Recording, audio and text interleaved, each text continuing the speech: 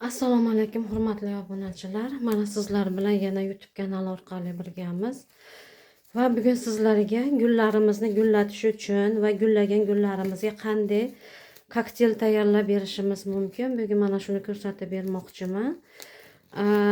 Hozirgi holatda geran gullarimizni ko'proq gullatish uchun yoki bugunvelarimizga ishlatsak bo'ladi. Hamma gullaydigan gullarimizga ishlatsak bo'ladi. Mana shu ozuqani effekti juda ham yaxshi gullarimizga va bugun sizlarga mana shu narsani tayyorlab ko'rsatib bermoqchiman. Undan avval esa hammanglarga rahmat, yozgan kommentariyalarni hammanglarni o'qib chiqaman, iloji boricha javob berishga harakat qilaman. Yana yaqinda shunday kommentariya bo'lganki, yozganimni o'chirib tashlabsiz.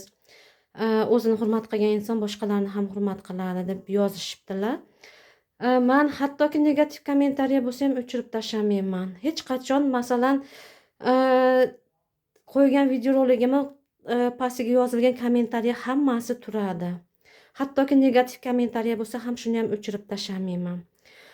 Balki u inson obunachimiz adashgandirlar, SMS yozib, o'sha kommentariya yozib qoldirdim deb o'ylab balki yozib qoldirmagandirlar, lekin hech qachon men kimdir kommentariyasini umuman o'chirib chiqmayman.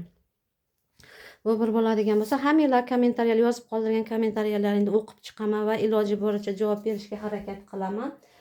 Mana shunday kommentariyalardan yana bittasini o'qib qoldim. Bu Sirdaryodan eng ashaddiy muxlislarimdan bittasi, obunachilarimdan bittasi bo'ladi, Guljahon opa. Assalomu alaykum. Mana shu yozibsiz. Mana siz tayyorlagan kokteyllarni ishlataman, lekin unchalik menda effekti bo'lmaydi deb. Bu to'g'ri narsa, to'g'ri savol bergansiz. Chunki masalan, mana tayyorlab beryap turgan kokteylimni birdaniga masalan bitta tayyorlab berdingizmi, bu birdaniga effekti bo'lmaydi. Sekin astalik bilan effekti bo'ladi. Yana nimalarni farqi bo'ladi? Iqlimda farqi bo'ladi. Xona sharoitini, xonadagi haroratni, mana shu meni xolamda o'sib turgan gullarni o'sishini, xona haroratini, yorug'ligini farqi bor. Sizdagi gullarni yorug'ligini, hammadagi gullarni mana shunday yorug'lik tushishini, xona sharoitini, xonadagi haroratni hammasini bir-biridan farq qiladi. Asosiysi gruntda ham farq qiladi. Chunki gruntlarimiz bir xilda tayyorlanmaydi. Masalan, sizni gruntingizda qandaydir boshqa qo'shimchalar ko'p bo'ladigan bo'lsa, menikida qandaydir boshqacha qo'shimchalar ko'p bo'ladi. Shuning uchun mana shunday kokteyllar tayyorlab berganlaringda ba'zan effekti bermay qolishi mumkin. U sekin astalik bilan qayta ishlatsalaring sekin astalik bilan gullarga ta'sir qilib borishi mumkin bo'ladi, lekin har doim ham bittada o'sha effekti bilinavermaydi. Chunki mana shunday qilib meni gullarim asosan stilajlarda lampani tagida turadi. 12 soat lampa, har bittasi qavatida 50 vattdan yonadigan lampalar bor. Mana shu lampani tagida turadi. Yetarlicha yorug'lik oladi va yetarlicha oziqa oladi. Tuprog'i yengil tayyorlab berganman. Shuning uchun meni gullarimning ildizlari rivojlanishi ham boshqacha. Chunki mana shu yorug'lik gullarimiz uchun eng birinchi o'rinda tuproq, yorug'lik va suv asosiy rolni o'ynaydigan bo'lsa, mana shu narsalarga men birinchi o'rinda e'tibor beraman va mana shu 12 soat ertalabki soat 8 dan kechqurungi 12 gacha 12 soatdan ham oshiq ekan. Kechqurungi 12 gacha lampalarim hammasi, stilajlarimdagi lampalar hammasi to'liq holatda 50 vattdan hammasi yonib turadi va yetarlicha gullarim o'ziga yorug'lik energiyasini oladi. Fotosintez jarayoni juda ham yaxshi kechadi. Shuning uchun gullarimga bergan ozuqalarim vaqtida effekti bo'ladi. Mana shu narsalarga ham ozuqalarni ta'siri bo'ladi. Aytib o'tganman avvalgi roliklarimda ham. Qachonki gruntimiz yaxshi bo'lsa, yorug'lik yetarli bo'lsa, suvni to'g'ri beradigan bo'lsa, keyingina beradigan udobreniyalarimizning effekti bo'lishi mumkin gullarimizga deb aytib o'tganman. Va bugungi navbatdagi kokteylimizni tayyorlab o'taman va buning uchun bizlarga nima kerak bo'ladi? Gullarimizni gullatish, gullagan vaqtida qanday oziqa berishimiz mumkin? Mana shularni sizlarga ko'rsatib bermoqchiman. Mana doimgidek 1 litr suv. Yomg'ir yoqqani uchun yomg'irni suvini olib qo'yganman va bu iliq holatda, doimiy gullarimga iliq holatda suv beraman. Qishin yozin hattoki azaliya, kameliyalarga ham iliq suv beraman. Muzdek suv bermayman. Mana shunday qilaman. Mana 1 litr suvni oldik. Bizga nima kerak bo'ladi? 1 litr iliq suv. Mana biyagimiz universalni kerak bo'ladi. yantarniy kislota jidkisi bo'lsa jidkisi, agarda bo'lmasa mana parashok holatdagisi kerak bo'ladi. Avvalgi videorolikda qo'shib turgan udobreniyalaringizni ko'rsatib o'tmadingiz deyilgan.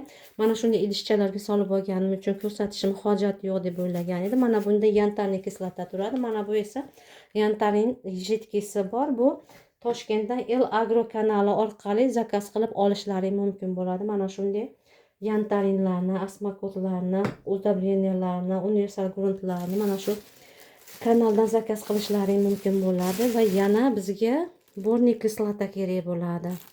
Borniy kislota gullarimizni rivojlanishiga ham ta'sir qiladi. Gullashiga, kluberli gullarimizni kartoshkalariga, ildizlariga gullarimizni ta'sir qiladigan kislota hisoblanadi, preparat hisoblanadi. Bu borniy kislotadan doimo ishlatavermaymiz. Faqatgina agarda manzarali gullarimiz bo'lsa, mana shunday kluberli gullarimiz, bularga bahordan kuzgacha 3 marta berishimiz mumkin. Agar gullaydigan gullarimiz bo'lsa, mana bugun tayyorlab turgan kokteylimda bir kun berdingizmi, yana 10 kun o'tgandan keyin yana bir marta va yana 10 kun o'tgandan yana bir marta berishingiz mumkin.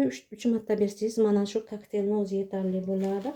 Va bunga yana buton preparati qo'shib yuboramiz va monokaliy fosfat, monokaliy fosfat yozib qo'yganman buni. Mana shunday qilib va mana shulardan foydalanamiz. Keyin yodinglarda bo'lsa, avvalgi videoroliklarimda geran gulini kesib olganimni ko'rsatgan edim. Mana ko'rdinglarmi, o'sib qoldi. Avvalgi videorolikimdagi geranda holatini ko'ringlar va hozirgi mana holatini ko'ringlar. Unda nashatchining spirt bilan yantarniy kislota tayyorlab bergan edim shekilli, yodimda bo'lsa, adashmasam agar. Mana shunday qilib, mana undan keyingi va o'sha videorolik bilan bu videorolikni solishtiringlar. O'rtada necha kun o'tgan va necha hafta o'tgan. Mana shuni ham ko'rib turib, mana shunga qarab nima qilsanglar bo'ladi. Mana gruntim qurigan va bugun bunga ham alohida udobreniya tayyorlab ko'rsatib beraman sizlarga. Demak, kokteylimizni tayyorlashni boshlaymiz. Mana 1 litr suvni oldim va alohida mana bu idishga ko'ryapsizlar, issiq suv ishlatganman. Mana par chiqib turibdi, chunki borniy kislotani issiq suvda eritib olmasak, iliq suvda ham borniy kislotani erishi qiyin bo'ladi. Shuning uchun borniy kislotani issiq suvga solib hozir eritib olamiz. Biroz bundan suvda to'kib qo'yaman.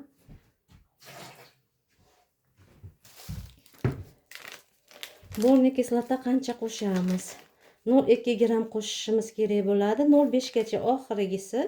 Mana hozir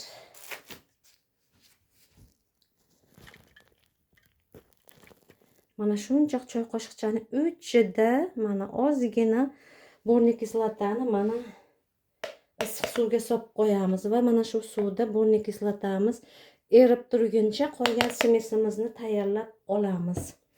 Bugun mana sizlar uchun mana yantarniy kislota ishlataman. Yantarniy kislotani parashok holatida ishlataman. Uzr kechirasizlar, bugun kayfiyatim biroz yo'qroq. Bolnitsaga tekshiruvga bordim. Natijalarim yaxshi chiqmadi. Shuning uchun biroz kayfiyatim yo'q. Shunda ham videorolik tayyorlashga harakat qilyapman. Bugun sizlarga Telegram kanal ochaman deb va'da bergan edim, lekin bolnitsadan hozirgina keldim. Va kayfiyatim yo'q, lekin bitta videorolik tayyorlab sizlar uchun qo'yib qo'yishga harakat qildim. Telegram kanalini 1-2 kun ichida albatta harakat qilib ochaman iloji boricha. Mana yantarniy kislota. Mana ozgina ko'ryapsizlar, yantarniy kislotani ozgina ishlatsak bo'ladi, chunki bu ham kislota, o'z nomi bilan kislota. Agar oshiqcha bo'lib ketadigan bo'lsa, mana gulimizni ildizlarini kuydirib qo'yishi mumkin. Yantarniy kislotani solib olamiz. Mana solib oldik. Endi navbat nimaga keldi? Yantarniy kislotani soldik. Borniy kislotamiz hozir tayyor bo'ladi. Va mana yantarniy kislotani ham aralashtirib olamiz va borniy kislotani mana shunga mana aralashtirib solib oldik va umuman nimasida qolmadi, erib suvimizga nima bo'ldi, tayyor bo'ldi. Bunga mana borniy kislota choy qoshiqchani uchida soldim. 0,2 0,5 eng ko'p dozasida 0,5 ga yetkazishlari mumkin. 1 gramdan ishlatmaysizlar. Yantarniy kislota ham xuddi shunday 0,2 eng ko'p dozasida 0,5 gacha yetkazdiriladi grammgacha, 1 grammga bormaydi. Mana bundan qo'shib oldik. Endi esa bunga monokaliy fosfat solamiz. Monokaliy fosfat bilasizlar, gullarimizni fosfor asosan gullarimizni gullashiga ta'siri juda ham kuchli. Shuning uchun mana bundan ko'rib turganinglardek почти 2 grammga yaqin. Mana 2 grammga yaqin olamiz va buni ham aralashtirib yuboramiz. Monokaliy fosfat masalan hamma qolgan udobreniylardan gullarimizni ildizi kuyib qolishi mumkin, lekin monokaliy fosfatdan kuymaydi, chunki buni tarkibida azot yo'q, faqatgina kaliy bilan fosfordan iborat. Endi doimiy holda fosforni ham oshirib yuboradigan bo'lsak, gullarimizni tez qarishiga sababchi bo'lib qoladi. Shuning uchun iloji boricha monokaliy fosfatdan mana shu gullarimiz gullagan vaqtida ildizlashiga ishlatadigan bo'lsak, qolgan vaqtlarda kamroq ishlatganimiz ma'qul bo'ladi. Mana hozir bunga yantarniy kislota, monokaliy fosfat va borniy kislota solib aralashtirib oldim. Yantarniy kislota gulimizni ildizlariga va tana qismini o'stirishga, rivojlantirishga yordam beradigan bo'lsa, borniy kislota ham ildizlariga, ham gullari chiroyli bo'lishiga yordam beradi. Monokaliy fosfat tarkibidagi fosfor ham gullarimizni butunlashiga, gullashiga yordam beradigan bo'lsa, kaliy esa gullarimizni uzoqroq vaqt gullab turishiga va gullari katta chiroyli bo'lishiga yordam beradigan preparatlar hisoblanadi. Endi esa bunga mana bu biogumusdan, universalniy biogumusdan qo'shib olamiz. Biogumus tarkibida azoti bor. Gullarimiz gullagani bilan yashilmasa ham chiroyli bo'lishi kerak. Shuning uchun mana shunday qilib gulimizga biogumus qo'shib olamiz. Mana bu 1 gramm, 1 milligramm chiqadi. Mana shunday qilib mana biogumusni qo'shib oldik va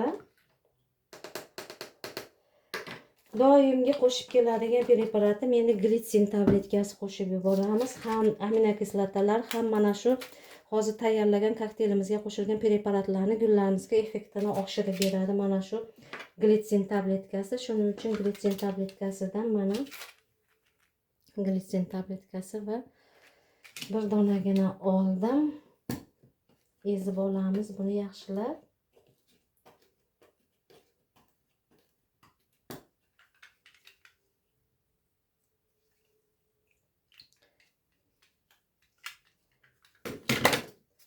Mana shunday qilib aralashtirib yuboramiz va mana kokteylimiz tayyor bo'lib, bu kokteylimizga endi hattoki sirkon ham qo'shib qo'ysak yaxshi bo'ladi, chunki sirkonni ham bilasizlar.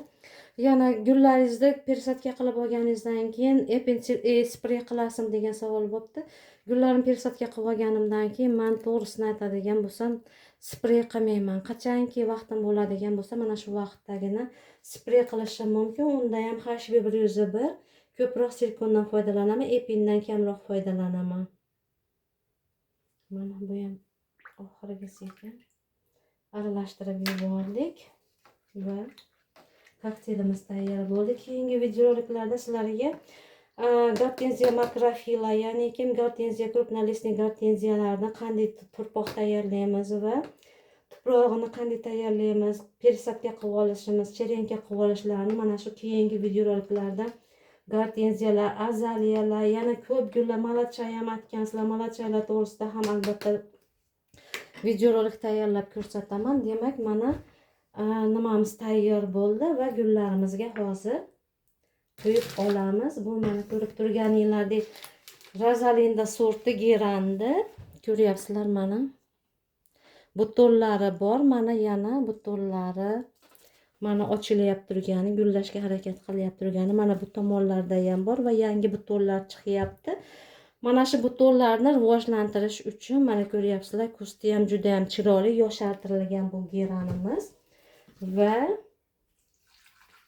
mana shunday qilib mana tagidan suvni qo'yib qo'ydim va yana mana bittasi, bunda ham xuddi mana shunday mana butonlar yana rivojlanyapti. Mana butonlar bu tomonlarda ham bor va mana gullari. Bu geranimizga ham hozir suvni quyib olamiz.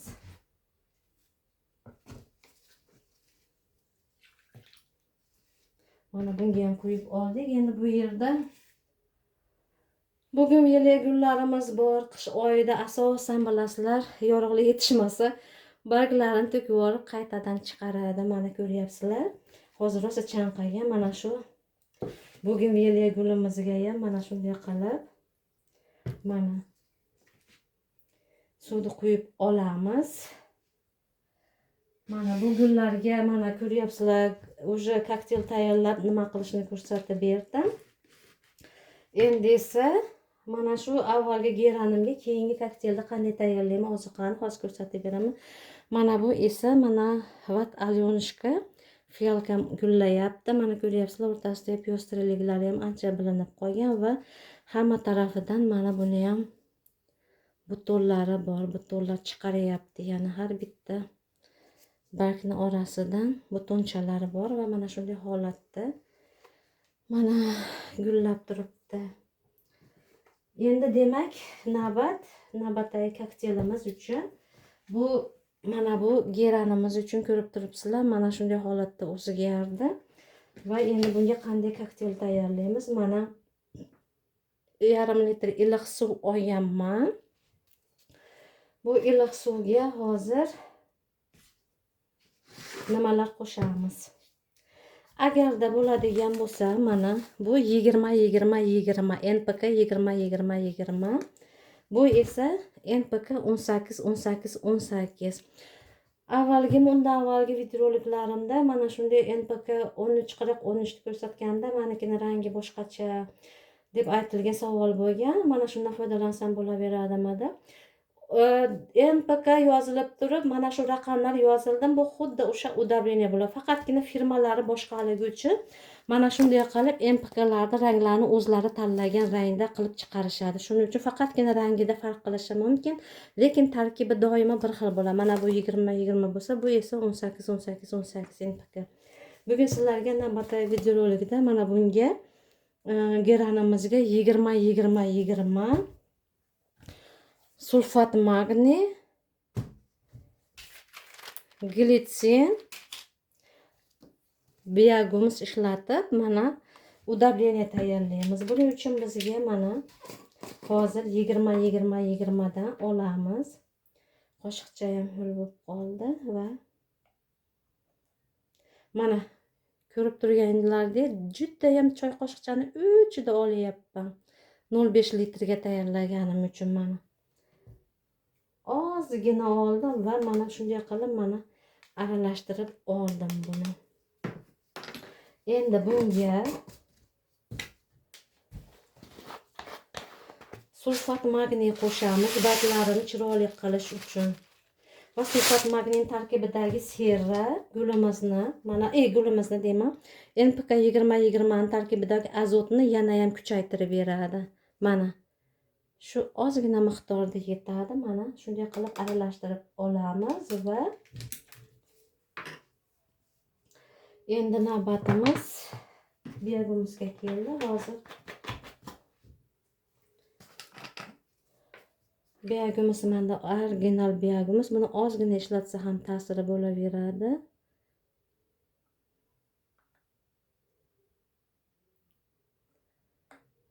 Nol beshga mana shuncha biogumuz, ozgina biogumuz ishlatamiz. 0,2 pashta 0,2 qo'shib yubordim mana. Hozir bunga NPK 20-20-20 qo'shdim va sulfat magniy qo'shdim. Sulfat magniy tarkibidagi sera mana shu NPK 20-20 tarkibidagi azotni yana ham kuchaytirib beradi. Sulfat magniy esa gulimizni barglarini, xlorofiliga ta'siri bor. Shuning uchun barglari chiroyli yam-yashil bo'lishiga yordam beradi va doimgidek glitsin tabletkasi ishlatamiz bitta.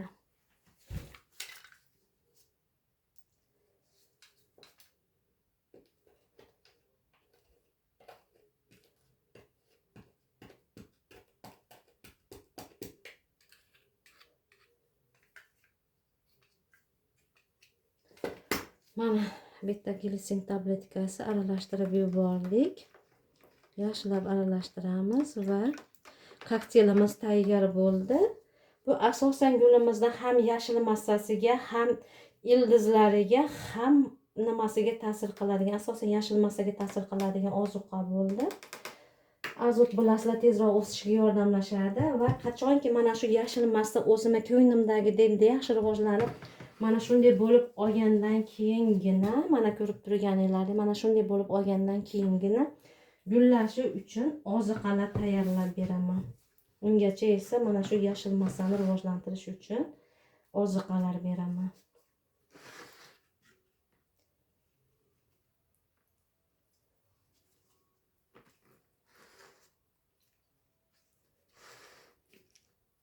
Mana suvni qo'yib oldik. Bugun sizlarga yetkazmoqchi bo'lgan videoroligim mana shulardan iborat edi.